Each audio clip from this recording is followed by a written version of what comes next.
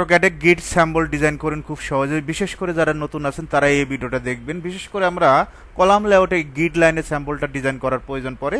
C লেখে enter, কি লেখে এন্টার, সার্কেলে সি লেখে এন্টার, ফার্স্ট পয়েন্ট ক্লিক করবেন, ক্লিক করে দিক উল্লেখ করবেন। এখান থেকে আমরা 8 নেব,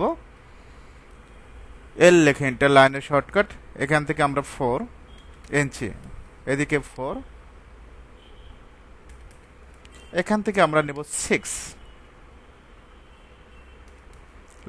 লাইনের শর্টকাট এল লেখে enter, first point, second point, third point.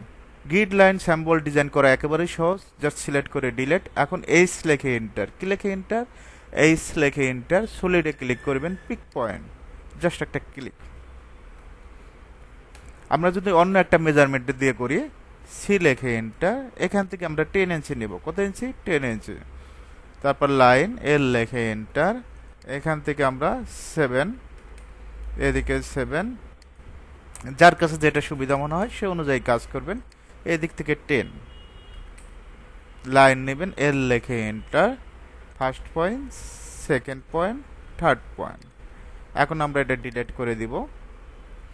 H লেখে এন্টার, সলিডে ক্লিক করবেন, পিক পয়েন্ট, জাস্ট একটা ক্লিক।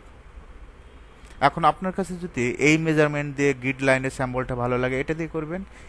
এই মেজারমেন্ট দিয়ে যদি ভালো লাগে, এই মেজারমেন্ট একদিকে 10 ইঞ্চি, এদিকে 7, এদিকে 7, এদিকে 10। এখন শেপটা যদি আপনার কাছে কোনটা ভালো লাগে, এই মেজারমেন্ট অনুযায়ী কাজটা করতে